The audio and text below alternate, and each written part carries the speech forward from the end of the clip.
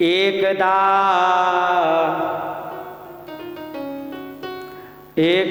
धनुरुद्यम्य विचरन् मृगयां वने मृगाननुगतः श्रान्ता क्षुधितस्तृप्सितो भृशम्। एक दिन की बात, राजा परीक्षित जी धनुरुद्यम धनुष उठा करके मृगयाम विचरण बने शिकार के लिए वन में गए। और जब शिकार के लिए वन में ये गए तो एक मृग को अनुगमन करते हुए बहुत दूर तक निकल गए और श्रांता थक गए, क्षुधिता भूख लगाई, तृषितो भृशम बहुत ज़्यादा प्यास लगी थी। तो उसी के लिए जलाशयामचक्षाण प्रविवेश तमास्त्रमं ददर्श मुनिमासीनं शांतं निमिलितलोचनम। जलाशय को अचक्ष माना, माने जलाशय को ढूंढते हुए घूम रहे थे और एक जगह जा कर के जंगल में प्रवेश किए तो वहाँ पर एक आसीनम मुनिम ददर्श, एक बैठे हुए महात्मा को देखा जो मीलित लोचन आंखें बंद करे हुए बैठे हैं, शांत स्वभाव से बैठे हैं। और उनको जा कर के देखा और वहाँ जा कर के उनकी जटाओं से चारों तरफ से मुंह ढका हुआ था और बड़ा ही उनका तेज था। अजिन माने मृग चर्म पर बैठे थे और वहाँ पर जा कर के वहाँ पर उन्होंने जल मांगा, महात्मा जी जल पिला दो। और वे थे समाधि में। समाधि का मतलब भगवान के ध्यान में, संसार का उसे कोई उन्हें पता नहीं था, वे भगवान के ध्यान में थे। राजा ने क्या कहा ये नहीं सुन पाए तो राजा को लगा कि अवज्ञातम इवात्मानं मन्यमानश्चुकोपः, अपना अपमान मेरा कर दिया है, ऐसा राजा ने माना और उसी बात पर चुकोप नाराज हो गए। और जब नाराज हो गए तो सतु ब्रह्म ऋचिरंशे गतासून्मुर्गम रुषा, वहीं पर जब उन्होंने समझा कि मेरा अपमान किया है तो वहाँ पर वो ब्रह्म ऋषि के अंश माने कंधे पर गत सूनु मरे हुए सांप को गुस्से में आकर के विनिर्गच्छत् धनुर्कोट्यान्निधाय परमागमत, और वहाँ पर लेकर के धनुष की कोटि, आपने धनुष बना हुआ देखा चित्र में, पहले ऐसे सीधा होता, फिर ऐसे, फिर एक टेढ़ा टेढ़ा होता है जिसमें धागा बांधा जाता और उसी से धागा जुड़ा होता है। तो वो जो होता है धागा जुड़ा हुआ, तो उसी जो मुड़ा हुआ होता है उसी को कोटि कहते हैं। तो उस धनुष की कोटि माने उस किनारे से ऐसे लटकाया और ऐसे करके उनके गले में गमछा ऐसा पहना करके और इतना करके पुरम आगमत, घर को चले आए, राजधानी को चले आए। और ये बात जिस समय सुनी किसी पथिक ने, राहगीर ने बता दिया उनके लाला को कि देखो तो किसी ने तुम्हारे पिताजी के कंधे पर मृत सर्प गले में डाल दिया है। और जब ये बात सुनी तो उन्हें बड़ा गुस्सा आया और इत्युक्त्वा उन्होंने कहा अच्छा ऐसा कौन है जो हमारे समाधिष्ट पिताजी के गले में मृत सर्प डाल दिया है, ऐसी धृष्टता किसने की है? अगर जो किसी ने धृष्टता की है तो उसको मैं क्षमा नहीं करूँगा, उसको दंडित करूँगा। और इत्युक्त्वा रोष ताम्राक्षो इस प्रकार से गुस्से से लाल लाल आंखें हो गई। और वयस्यान ऋषि बालकान, जो वयस्य माने होता है अपने बराबर की उम्र के, एक तो वयस्य माने, वय माने होता है अवस्था, और अपनी अवस्था, जैसे तुम दोनों हो एक टाइम की हो, साल 2 साल के इधर उधर हो कि नहीं। और अगर जो कोई 20-20 साल के हों, 20, 22, 21, 19 ऐसी हों, तो वे अपने बराबर की, तो उसी को वयस्य कहते हैं, माने अपने बराबर के। तो उन सारे बालकों के जो उनके बराबर के थे, जो ऋषि बालक थे, उनके सामने उन्होंने क्या किया, कौशिक्यापस्पृश्य वाग्वर्जम विससर्जहा, कौशिकी नदी के अपह माने जल को ऊपर, पृष्ठ माने हाथ में लेकर के, और एक वाक वज्र छोड़ दिया। और उन्होंने कहा, इत लंघित मर्यादा, जिसने इस मर्यादा का उल्लंघन किया है, तक्षकः सप्तमे हनि, ठीक आज से 7वें दिन तक्षक नाग दांक्षत्म कुलांगार चोदितो में ततद्रुहम, कहने लगे उसे कुलंगारम, उस कुलंगार को, वही तक्षक सर्प दांक्षति डसेगा। और मैं चोदितो माने मेरे द्वारा प्रेरित करने पर, मेरे शाप के कारण उसका नाश होगा। और इस प्रकार से उन्होंने कहा, और इस प्रकार से दौड़ करके ततो भेत्याश्रमं बालो गले सर्प कलेवरम पितरम वीक्ष दुखार्तो मुक्त कंठोरोधः। इस प्रकार से वैसे जल्दी पानी वानी से निकल के अपने जो कुछ कपड़े थे, ऐसे में किसे नहाने की खेल की सूझ पड़ती है। अच्छा माता जी, पानी में कभी बचपन में खेले कूदे हो कि नहीं? नहीं खेले। अब आई नहीं पानी, खेलोगी कहाँ थे? हमसे पूछो, इनसे पूछो, कह भैया सुरेंद्र जी नदी नहाए हो ना? अरे क्या बात है, गंगा जी का किनारा, हाँ गंगा जी है। तो हम लोग नहाते थे, तो हमारा सबसे फेवरेट खेल ही नदी में होता था। अब गर्मी है, अब पता लगे घर में भैंसें हैं, धूप से इस समय बताओ कितनी गर्मी, भैंसें हैं, उनको खोल के छोड़ दी नदी में, वे अपन को आराम से आराम कर रहे हैं। तब तक हम सब बराबर के खेलकूद में लग गए। ऐसे ही ये ऋषि के बालक नहाने और खेल में लगे थे, और उसी समय किसी ने बता दिया तो शाप दिया। तो एक बार बताओ, पिताजी के गले में मृत सर्प पड़ा तो खेलने कूदने की किसे याद रहती?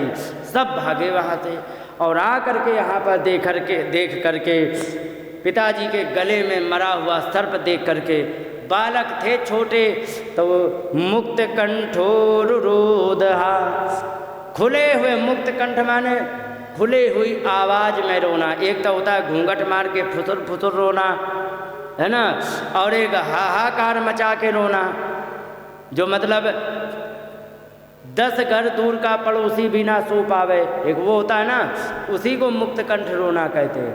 मुक्त कंठ से जिस समय बालक रोने लगा तो तुरंत ही उनके पिताजी ने सवा आंगिरसो ब्राह्मण श्रुत्वा सुत विलापनम, वो अंगिरा गोत्रीय ब्राह्मण ने अपने बच्चे का रोना सुन करके, उन्मील्य सन कई नेत्रे दृष्ट्वा स्वांसे मृतोरगम, और उन्मील्य आंखें खोल के देखा, धीरे से आंखें खोली, और आंखें खोल के देखा कि बच्चा तो रो रहा है, और अपने से देखा तो मरा हुआ सर्प लटका हुआ है। और इस प्रकार से उन्होंने वहाँ पर अपने बेटे से पूछा, बच्चा क्या हो गया, अकस्मात इद्धि रोदृषि, तुम किस लिए तुम रो रहे हो? वत्स केनवा ते प्रकृतम मित्युक्त, तुम्हारा किसने क्या बिगाड़ दिया बच्चा, बताओ। और फिर इसके बाद पिताजी से कहा, पिताजी आपके गले में कोई धूर्त व्यक्ति आ करके मरा हुआ सर्प डाल के चला गया, यही हमारा कष्ट है। तो उन्होंने कहा कि तो लाला तुमने कुछ कह तो नहीं दिया? अरे कि हम छोड़ दे, हमारे पिताजी के साथ ऐसा किया दुर्व्यवहार, में कैसे छोड़ देता। अब उन्होंने ये देखा कि इसने हमारे लाला ने शाप दे दिया। तो उन्होंने सोचा देखे इसने किसका सत्यानाश किया है। तो जानने के लिए उन्होंने फिर ध्यान लगाया तो देखा कि परीक्षित जी आए हुए थे, भूख से प्यास से व्याकुल थे। उन्होंने भूख प्यास के कारण ये अपराध किया। तो अपने बेटे को बहुत समझाया, लाला तुमने बहुत बड़ा अपराध किया है। बताए कैसे? कलयुग का आखिरी राजा है जो इतना धर्मात्मा है और तुमने मरने का शाप दे दिया उसे। अब दोबारा कभी भी इतना धर्मात्मा राजा कभी प्रकट नहीं होगा, क्योंकि आगे कलयुग आ गया है। और यही एक ऐसे धर्मात्मा है जिन्होंने साक्षात नारायण का दर्शन किया है। इनके दादा परदादे बड़े धर्मात्मा थे। अब आगे आने वाले समय में जो भी राजा होगा वो सब अधर्मी अन्यायी होंगे। और इस प्रकार से उन्होंने पुत्र को डांटा, लेकिन तुरंत जा कर के उन्होंने भेजा, जाओ चले जाओ।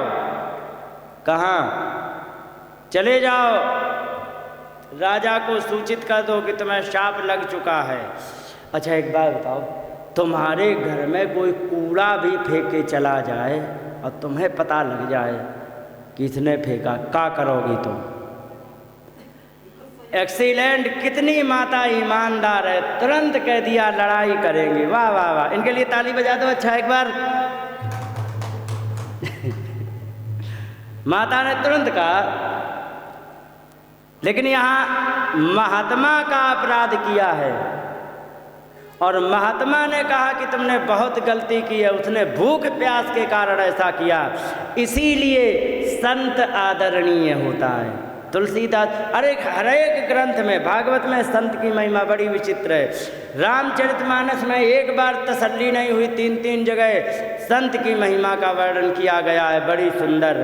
तो यहाँ पर सुंदर कांड में भी एक वाक्य में संत के लिए कहा गया। यहाँ पर कहा गया कि उमा संत कई है ही बड़ाई,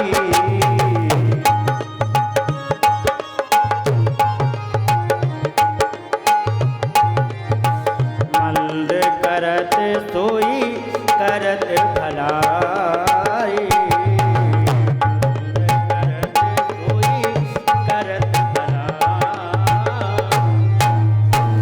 यहाँ पर कहा है कि पार्वती जी हुआ क्या, तुम्हें कंडीशन घटना बता दे फिर तुम्हें पता लगेगा। हुआ क्या कि विभीषण ने कहा भैया बहुत गलत कर रहे हो, सीता को दे दो, बहुत फायदे में रहेगा, काहे को तुम फालतू का पंगा ले रहे हो, तुम अपना काम देखो, उनको अपना काम करने दो, क्यों तुम व्यर्थ में उड़ता तीर ले रहे हो। बहुत समझाने की कोशिश करी तो रावण ने उछल के लात मार दी। और रावण ने जब लात मार दी तब विभीषण का प्रत्युत्तर क्या था? कह रहे कि तुम पितु सरिस भले ही मोई मारा, तुम पिताजी के बराबर हो, भले ही तुमने मार दिया, क्या अंतर पड़ता। लेकिन फिर भी पार्वती जी झटकने लग गई। अरे सुनो तो भोले बाबा शंकर भगवान, सुनो तो। क्योंकि हाँ क्या हो गया? अरे क्योंकि अभी आप कह रहे थे, क्या कह रहा था? अरे आप कह रहे थे कि रावण ने लात मारी और फिर उन्होंने फिर भी उनके चरण पकड़े। तो कहे कि हाँ ऐसा ही होता है, क्योंकि ऐसा कैसे, अगर जो किसी के कोई लात मारेगा तो ईंट उठा के नहीं मारेगा वो। तो शंकर जी के बहाने तुलसीदास जी कहे कि उमा संत कहे यही बड़ाई, संत की यही बड़ाई माने यही उसका बड़प्पन है। क्या कि मंद करत, जो उसका बुरा भी करेगा तो सोई करत भलाई, बुरा करने पर भी साधु होगा, उसका भी भला करना चाहेगा। ये संत की परिभाषा होती है। भले ही रावण ने लात मारी तो क्या हुआ, फिर भी उनके समझाने लगे कि नहीं मार लिया कोई बात नहीं, फिर भी अभी भी तुम्हारे लिए कल्याण की बात यही। तो ये चीज़ें होती है। तो यहाँ पर उन्होंने जब कहा और इस प्रकार से जब कह दिया तो उन्होंने 2 शिष्यों को भेज दिया और जा कर के कह दिया कि तुम्हें हमारे पुत्र ने गलती से आपको शाप दे दिया है, उसको ऐसा नहीं करना चाहिए और आप अपने क्या करें, शाप तो मिल ही गया है, कुछ उपाय करना हो तो कर लो। अच्छा एक बात और बता दें, प्रतिक्रिया देना भी एक बहुत कठिन काम है। अच्छा माता जी आपसे एक प्रश्न करें, उत्तर देना, ठीक है सब लोग। एक बार बताओ माता, पैसा कमाना ज़्यादा कठिन है या उसका खर्च करना ज़्यादा कठिन है? खर्च करना कठिन है ना तुम्हारे हिसाब से? है उत्तर तो सही दिया, लेकिन अभी तुम जगह पर पहुँचे नहीं। देखो पैसा कमाना सरल है, बिल्कुल ठीक है, किसी के गली में झाड़ू लगा दो तो भी पैसे तुम्हें मिल जाएंगे, लेकिन उस पैसे को कहाँ खर्च करें जो 100 खर्च करे 500 तैयार हो, वास्तव में खर्च करना ही कठिन है। समझ गए? वास्तव में खर्च करना। अच्छा व्यक्ति क्या है, कमा तो सब लेते हैं लेकिन खर्च करना नहीं जानने के कारण जीवन भर कमाते हैं, और जो होशियार होता है तो कमा एक बार लेता है, फिर वो खर्च ऐसी जगह करता है कि उसका कमाना बंद, पैसा से पैसा आना।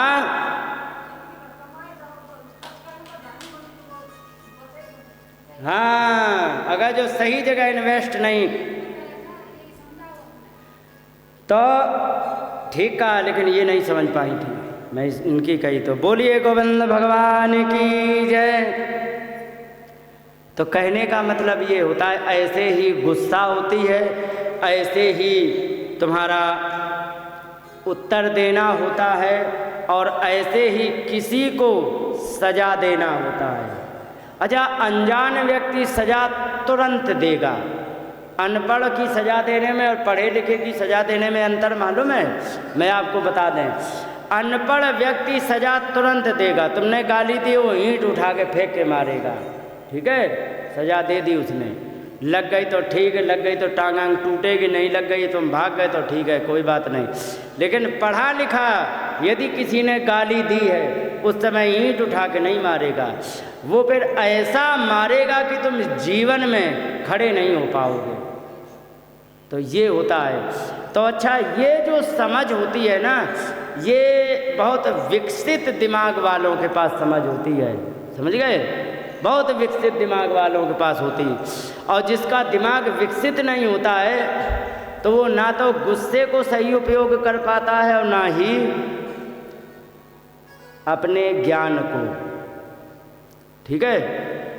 तो अब जैसे सांप को देख लो, अगर जो बड़ा सांप होगा, खूब जवान सांप होगा ना, तो वो जवान सांप की एक विशेषता होती है, जब आखिरी चांस बचेगा कि हम इसको काट के ही हमारी जान बचेगी तब काटता है। समझ रहे हो कि अगर जो मैं नहीं काटूंगा तो ये हमें मार डालेगा, तब वो काटता है, नहीं तो साधारण जवान सांप काटेगा नहीं। वो भागने की सबसे पहला ऑप्शन वो निकालेगा, भागने का, समझ गए। लेकिन अगर जो सांप का छोटा बच्चा होगा ना, तो वो सबसे पहला ऑप्शन तुम्हें काटने का निकालेगा, क्योंकि उसके अंदर समझ नहीं है। बड़ा सांप हो जाता तो उसे ये पता होता है कि ये जहर जो है हमारा पेट भरने के लिए ये भगवान ने दिया है, लेकिन छोटे बच्चे को पता ही नहीं होता जहर किस लिए, वो तुरंत काटेगा। यही गलती हो गई श्रृंगी ऋषि से, जिन्होंने शाप दे दिया, समझ गए, जिन्होंने शाप दे दिया बिना किसी सोच विचार के और तुरंत कह दिया। लेकिन ये थे महात्मा पिताजी बड़े, तो इनको समझ थी कि अरे वो गुस्से में आखिर किया क्यों, तो भूख थी प्यास थी, और भूख प्यास एक ऐसी होती है कि सारी बुद्धि हर लेती है। और अगर जो हमारा अपराध किया था लेकिन कोई हमारा नुकसान नहीं हुआ, मैं जिंदा हूँ, सब कुछ ठीक है, लेकिन जो तुमने शाप दे दिया है ना, तो इस शाप का परिणाम पूरा देश, क्या पूरा विश्व अब भोगेगा तुम्हारे इस शाप का परिणाम। कि ये कैसे, क्योंकि ये ऐसे भोगेगा पूरा विश्व परिणाम कि इतना धर्मात्मा राजा अब दोबारा तुम्हें कभी नहीं मिलेगा। और अधर्मी राजा जिस समय होता है तो पूरी प्रजा दुखी होती है, और जब प्रजा दुखी होती है उसके कारण बनेंगे हम, क्योंकि इतने धर्मात्मा राजा को मैंने शाप दे के मार दिया है। तो ये बात समझाई। अब यहाँ की बात सुनो, कहाँ की? परीक्षित जी जब आए, परीक्षित जी जब घर में आए, उनको जल मिला, पानी मिला, सब कुछ सेवा हुई। जब उन्होंने उतार के मुकुट थोड़ी देर हवा ले ली, तब उनको याद आई कि मैं तो एक महात्मा के गले में सर्प डाल के आ गया हूँ। अब उन्हें बड़ा दुख हुआ, और इतना दुख हुआ उन्हें कि देखो मुझे कोई शाप देने, मुझे कोई दंड देने वाला नहीं, मैं महात्मा का अपराध करके आ गया हूँ। तब तक इनके जो महात्मा के जो चेला थे, गौरमुख नाम था, 2 चेला वहाँ पर आ गए। कहा कि महाराज आपको बच्चे ने गलती से शाप दे दिया है, और वो तक्षक के डसने का शाप दिया है, इसलिए आपसे निवेदन है महात्मा जी कि राजा परीक्षित जी आप अपने कल्याण का कुछ मार्ग ढूंढ लो, क्योंकि शाप लग चुका है। तब राजा परीक्षित जी के मन को शांति मिली कि चलो किसी ने तो मुझे दंडित किया। ये होता है धर्मात्मा राजा। आजकल के राजा क्या हैं? क्राइम पर क्राइम करते चले जाएंगे, और अपने पावर का दुरुपयोग करके पुलिस को भी डांट देंगे, इसको डांट देंगे, उसको डांट देंगे, और परिणाम ये होता है कि जो रक्षक बनते हैं, जो संकल्प लेकर के रक्षा करने की संकल्प करते हैं कि हम निष्ठा और ईमानदारी से देश की सेवा करेंगे, वही देश को भक्षण करने का काम करते हैं। और इतने अधर्मी आजकल के नेता लोग हो गए हैं। अब आपके यहाँ नहीं है तो बात अलग है, हमारे यहाँ तो देखो योगी बाबा ने जिस समय सफाई शुरू करी है तो ऐसे जाने कितने नेताओं को ठिकाने लगाया है, वो तो तुम सब जानते ही हो। तो ये ऐसे ही नेता थे। अच्छा, वहाँ पर ही थोड़े कहे जाएंगे कि हम जाके प्रजा पर पुलिस को दबा करके, हम अपने पावर का अनुपयोग करके, दुरुपयोग करके हम जनता का ही पैसा लूटेंगे। ये तो वहाँ का संकल्प किया नहीं है। कहा है कि हम निष्ठा से देश की सेवा करेंगे, और करते ये रहे। और जब उन्होंने पाप का घड़ा भर गया तो योगी बाबा ने फोड़ डाला। समझ गए? तो ये चीज़ें हैं। तो कहने का मतलब ये ऐसे होता है। तो इसीलिए तो उन्होंने कहा कि अब आगे से इतने धर्मात्मा राजा नहीं होंगे, बाकी सब लूटने वाले होंगे। और इस प्रकार से जब उन्होंने कहा तो परीक्षित जी ने तुरंत जन्मेजय को राजा बनाया, और राजा बना करके और वहाँ से तुरंत गंगा जी की तरफ निकल लिए। और वहाँ से निकल करके एक जगह बैठ गए। वहाँ पर कई एक महात्मा आ गए, यहाँ नाम दिए गए उन महात्माओं को का। तो बहुत से यहाँ पर महात्मा आए, आ करके वहाँ पर सब बैठ गए हैं। और बैठ करके सारे महात्माओं ने विचार करने लगे कि अब करें तो क्या करें। तो सारे महात्मा कहने लगे कि अब ऐसा है कि अब क्या राजा की दुर्दशा देख के चलोगे, अब चलो हम तुम कहीं भजन करते हैं, कहीं सत्संग करते हैं, क्योंकि अब इसको सांप डसेगा, और सांप का डसा हुआ व्यक्ति प्रेत बनता है, पक्का होता है। तो क्या राजा की दुर्दशा देख के चलने की इच्छा है? क्योंकि नहीं। कुछ महात्मा थे, कह रहे कि सर्वे वयम तावदिहास्महेद्य कलेवरम यावदसौ विहाय लोकम परम विरजस्वं विशोकम यास्यत्ययं भागवत प्रधाना। कहने लगे कि सर्वे वयम तावत इहास्महेद्य, मैं तब तक यहाँ पर रहूँगा। कब तक? क्योंकि कलेवरम यावद असौ विहाय, जब तक ये शरीर छोड़ करके नहीं जाएगा। तो कहीं पूछा कि जाएगा कहाँ? तो कहीं जाने के लिए तुम्हें क्या लग रहा है? भगवान का बहुत बड़ा भक्त है। हम तुम लोग रोज तपस्या करते हो, जाने कब से करते हैं, भगवान का दर्शन नहीं किया। और इनका सौभाग्य देखो, जन्म लेने के पहले ही एक बार भगवान का दर्शन किया, जन्म लेने के बाद भी किया। इनसे बड़ा कोई भक्त हो सकता है? कहे कि हाँ ये तो सही बात है। तो तुम्हें क्या लगता है नरक जाएंगे, प्रेत बनेंगे? क्योंकि फिर क्या होगा, क्योंकि अरे क्योंकि लोकम परम विरजस्वम, विरजस्कम माने होता है जहाँ पर किसी भी प्रकार की कोई समस्या ना हो, अर्थात वैकुंठ में, और विशोकम जहाँ पर कोई शोक नहीं है, यास्यति अयम ये वहीं जाएगा। क्यों? क्योंकि भागवत प्रधाना, ये सबसे बड़ा, भागवत माने भगवान के भक्तों में श्रेष्ठ है, इसलिए मैं यहाँ पर ही रुकूंगा, मैं नहीं जाने वाला हूँ। अच्छा नहीं जाओगे तो ठीक है, हम भी रुकते हैं। अब विचार करने लगे क्या करें, ब्रह्म सूत्र सुनाया जाए, भक्ति सूत्र सुनाया जाए, वेद सुनाए जाए कि वेदांत सुनाए जाए, क्या करें क्या ना करें, वहाँ पर चर्चा चलने लग गई। तब तक यहाँ पर तत्राभवत् भगवान व्यास पुत्रो यदृच्छया गामट मानो नपेक्ष अलक्ष्य लिंगो निज लाभ तुष्टो वृतस्य बालैरवधूत भेषः। तब तक वहाँ पर भगवान व्यास पुत्रो अभवत, साक्षात नारायण व्यास पुत्र माने सुखदेव भगवान के रूप में आ गए। और यदृच्छया माने वैसे ही टहलते टहलते इच्छा अनुसार। अच्छा जैसे कि एक बात बताओ, जैसे कि कोई सवेरे सवेरे टहलने के लिए निकले तो कोई लक्ष्य है कि हम यहाँ तक जाएंगे या इस गांव तक मुझे जाना, लक्ष्य तो नहीं है। अचानक वो टहल रहा है और गलती से घूमते घूमते दिखाई पड़ गया कि अरे वाह क्या बात है, ये खेत कितना बढ़िया, तो उधर को घूम सकता है कि नहीं। तो यदृच्छया वैसे ही घूमते घूमते और वहाँ पर आ गए। गाम अटमानो पृथ्वी पर विचरण कर रहे थे, अनपेक्षा, कोई इच्छा नहीं थी कि हमें यहीं जाना है या वहाँ जाना है या हमें ये चाहिए या वो कुछ नहीं, और घूम रहे थे और आ गए। और है कैसे कि यह लक्ष्य लिंगः, लिंग माने स्वरूप छिपा हुआ है, और निज लाभ तुष्टो अपने ही आत्मा में आनंदित रहने वाले हैं, उन्हें कहते हैं निज लाभ तुष्टा। निज लाभ तुष्टा की परिभाषा जानते हो? निज लाभ तुष्ट जो होते हैं महात्मा, उनका एक ही सूत्र होता है, क्या? ना तो किसी से कुछ कहना, ना तो किसी से कुछ सुनना, ना ही किसी से कोई लेना, ना ही किसी से कुछ देना, और बस उनका एक ही रहता है कि किसी से कि कुछ लेना न देना। एक बार सुनो, पहले बात सुन लो। जो आखिरी होती है ना, 6 मात्रा हम चला रहे थे ना, तो तुमने कहरवा ले ली थी, ये नहीं ली जाती, तुम्हारी जय हो जाए, ठीक है। इससे जो है ना भाव खत्म हो जाता है।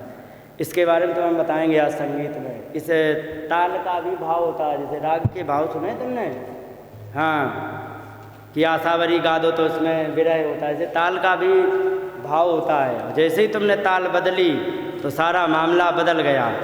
तो बोलिए गोविंद भगवान की जय, रास बिहारी सरकार की जय। तो ऐसे महात्मा जो होते हैं वो वहाँ पर आए, और आ करके ऐसे महात्मा की परिभाषा हम निकाल लें, फिर हम बतावें। ऐसे, यही तो दिक्कत है हमारी जीवन की,